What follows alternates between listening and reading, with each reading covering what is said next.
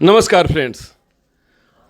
आज बात होगी विश्व की 5वीं सबसे बड़ी अर्थव्यवस्था की, क्योंकि आज बजट पेश हुआ है भारत का 2023 में।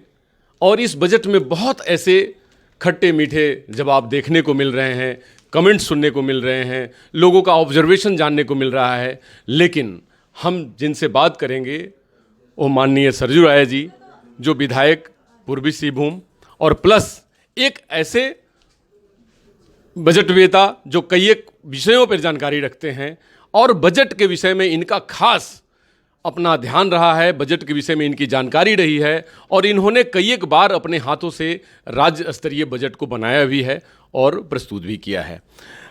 सर, ये जो बजट भारत सरकार ने पेश किया है, निर्मला सीतारमन जी ने, इस बजट के विषय में सबसे पहले ओवरऑल आपका क्या अवलोकन है कि ये बजट बैलेंस है, क्या है, उसमें क्या कहना चाहेंगे इसके बाद? ये बजट देश हित में है और जनहित में भी है जी। इसकी जितनी विशेषताएं हैं उसकी तुलना में इसकी आलोचना करने वाले बिंदु काफ़ी कम हैं जी। इसलिए मोटा मोटी इस बजट की सराहना होनी चाहिए। मध्यम पर भी ध्यान दिया है, आयकर के स्लैब में भी लोगों के अनुरूप परिवर्तन किया है और जो आवंटन किया इन्होंने डिफेंस से लेके और विकास के कार्यों की, वह आवंटन भी सराहनीय है। अब इन्होंने बजट में विकास दर का जो अनुमान किया है 6.8% का, वह हासिल हो सकता है। मुझे लगता है कि ये एक तरह से कोई बहुत अतिरंजित विकास दर नहीं है जी। और इससे जो हमारी आम जनता के बीच में भी पैसे काफ़ी जाएंगे, लोगों की बचत भी होगी इससे।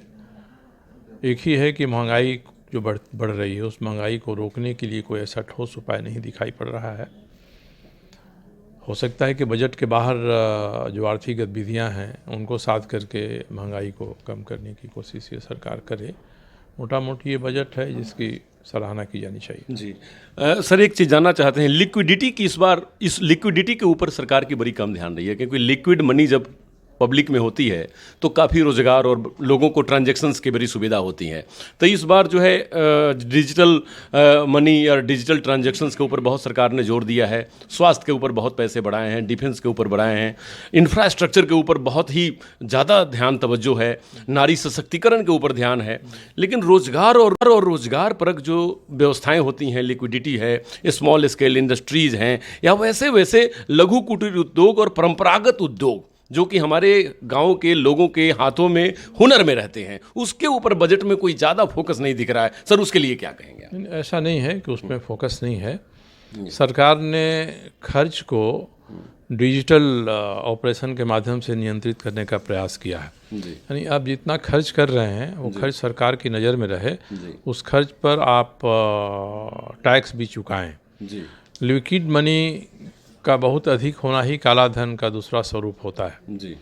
इसलिए मार्केट में लिक्विडिटी रहने का मतलब है कि हम काला धन को स्वीकार कर रहे हैं, उसकी बहुतायत के सामने हम सिर झुका रहे हैं। कोशिश किया गया है कि जो भी पैसा खर्च करने वाला है वाइट मनी के रूप में खर्च किया जाए और वो खर्च पारदर्शी हो और खर्च अकाउंटेबल हो, अकाउंट में आ जाए, बिना अकाउंट के खर्च ना हो। फिर भी हमारे आचरण में कई ऐसी कोशिशें होती हैं जिनके माध्यम से लिक्विड मनी जनरेट हो जाता है डिजिटल ट्रांजैक्शन होने के बाद भी जी। तो उसकी गुंजाइश हमेशा रहती है, मगर वो दाल में नमक की तरह ही होता है जी। तो ऐसा नहीं है कि एक एक आदमी डिजिटल ट्रांजैक्शन ही करेगा, लेन देन भी चलेगा, मगर लेन देन वो नियंत्रित रहेगा। इस कारण से काला धन का जो प्रभाव होता है अर्थव्यवस्था पर, वो प्रभाव नहीं रहेगा तो आर्थिक विकास की दर तेज़ होगी। और जिस तरह से इंफ्रास्ट्रक्चर में पैसा जाएगा, धन जा रहा है जी। उससे तो लिक्विडिटी की भी बढ़ने की संभावना होती है। एक सामान्य मजदूर से लेके पेटी कॉन्ट्रैक्टर वो जिससे खरीदते हैं वो उसमें ही 3-5 करके लिक्विड जनरेट हो जाता है। मगर जहाँ तक हमारे घर में सब्जी खरीदने का कैश पैसा है कि नहीं है, इसको हम बिल्कुल नियंत्रित नहीं कर सकते हैं डिजिटल एक्सरसाइज से। जी। वह रहेगा ही रहेगा, बैंक के माध्यम से चेक ड्राफ्ट की उपयोगिता भी रहेगी ही रहेगी। जी इसलिए इस रूप में जो विद्वान अर्थशास्त्री हैं वो जितना मीन मेख निकालते हैं जी वह सच्चाई के अनुरूप हमेशा नहीं होता है। जी मोटा मोटी अनुमान के बाद ही एक विकास की दर तय होती है। जी जो हमारा फिजिकल घाटा है उसको भी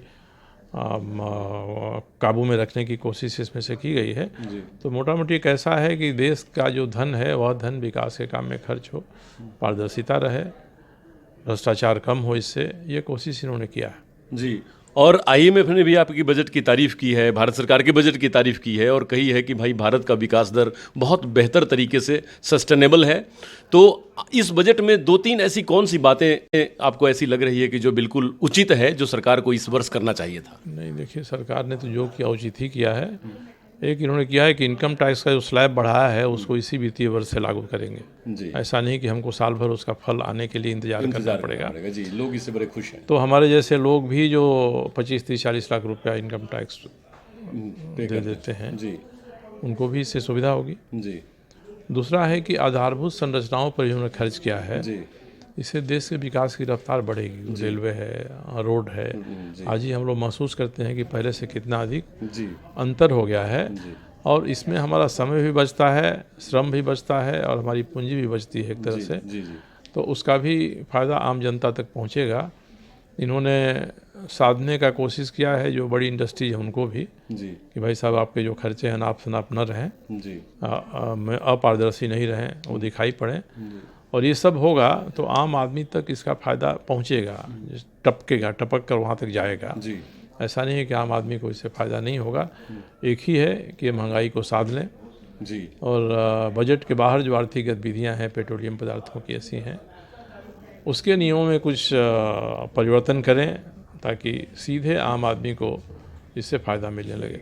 जी सर, आखिरी सवाल पूछना चाहेंगे इस विषय में कि बजट जैसे जनरली सारे बजट जो पेश होते थे तो चुनावी वर्ष आने से पहले का जो बजट होता था वो होता था कि चुनावी वर्ष आया है तो सरकार लोक लुभावन वादे करेगी, बजट पेश करेगी और जनता को अपनी तरफ आकर्षित करने वाली बजट डालेगी। लेकिन इस बार तो वित्त मंत्री ने जो बजट डाला है वो तो बिल्कुल ही ऐसा कुछ नहीं है। 2022 की बजट ऐसा लग रहा है कि उसी में इम्प्रूव करके 2023 में पेश किया गया है। सस्टेनेबिलिटी बजट में भी दिखाई दे रही है। तो क्या ये समय का मांग है या सरकार कुछ बजट के बारे में पहले जो धारणाएं होती थी अब बदल गई हैं। जी पहले तो टैक्सों की दर होती थी, नीतियों में परिवर्तन होता था। तो जिस दिन बजट पेश किया जा रहा है पूरे जो अर्थव्यवस्था के निर्णायक लोग हैं वो ध्यान रखते थे।